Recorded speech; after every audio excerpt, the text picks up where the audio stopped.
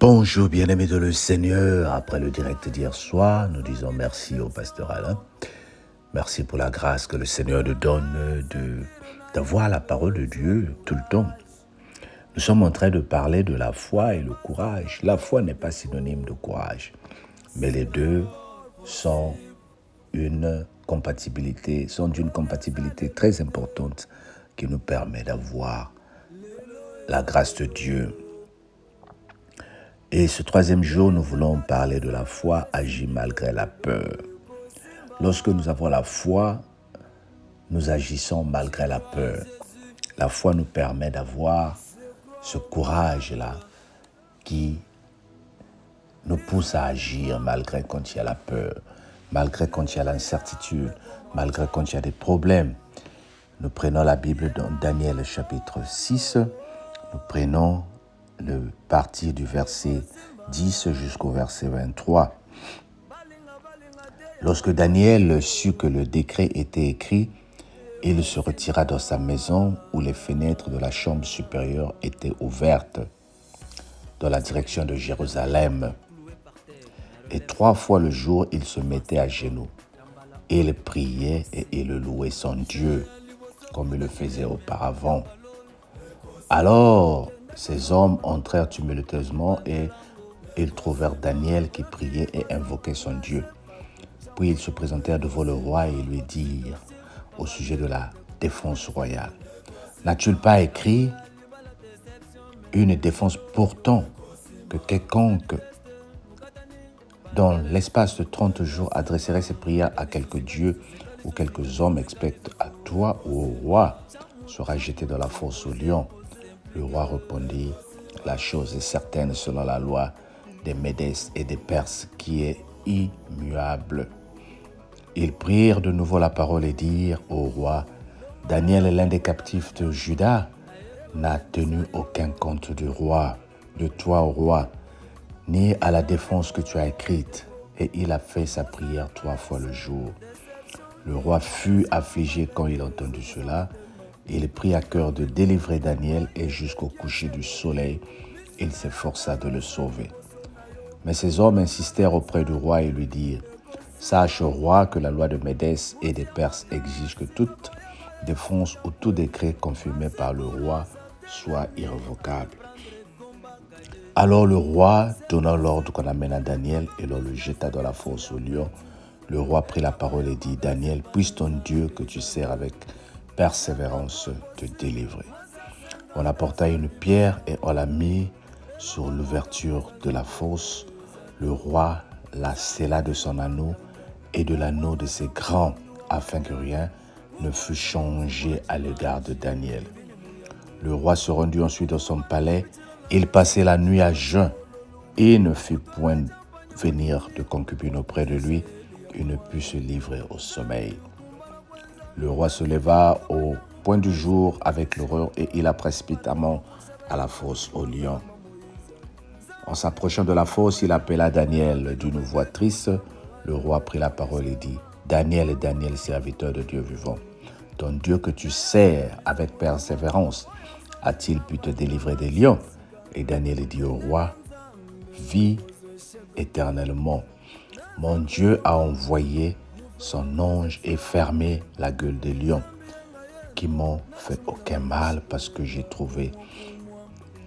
été trouvé innocent devant lui et devant toi non plus, ô roi, je n'ai rien fait de mauvais.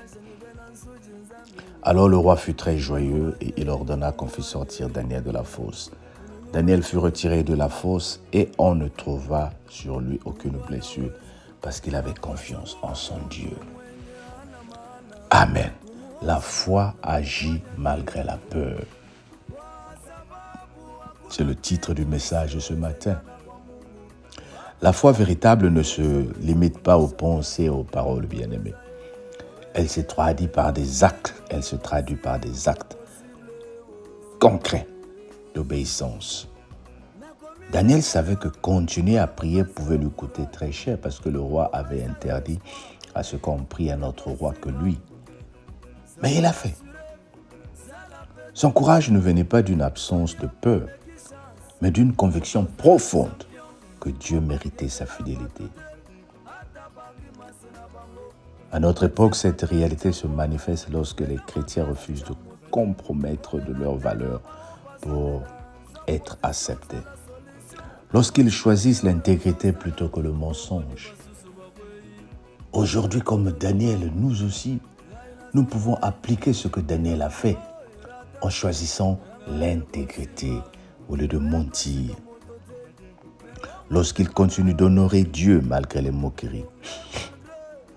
Lorsque l'opposition ou l'isolement, par exemple, nous est imposé, nous continuons à louer Dieu. Nous continuons à servir notre Dieu. Par exemple, un chrétien peut être tenté de cacher sa foi dans un environnement hostile ou de suivre des pratiques contraires à sa conscience pour éviter les ennuis. Aujourd'hui, avec le monde, on est obligé de parler comme le monde, on est obligé de se comporter comme un monde aujourd'hui qui accepte les insultes, les injures, la calomnie. On pense que c'est normal, mais ici le Seigneur nous dit non. En tant que chrétiens, nous devons garder notre foi. Rester fidèle comme Daniel l'a fait, même sous la pression. Choisir l'obéissance à Dieu plutôt que la facilité. Faire confiance à Dieu pour tous les résultats. Nous devons prier tous les matins. Seigneur, donne-moi le courage. Donne-moi une foi qui agit avec le courage. Donne-moi la grâce de résister à la tentation au travail lorsque personne ne veut servir Dieu. Lorsque tout le monde vit contrairement à ta volonté. Lorsque le monde est en train de compromettre. Moi, je veux rester fidèle à toi, Seigneur. Je veux rester fidèle. Y a-t-il un domaine dans ta vie où tu as besoin de manifester ta foi parce que tu avais abandonné ta foi? Mais la peur t'empêche d'agir. Bien-aimé, je viens te rappeler ce matin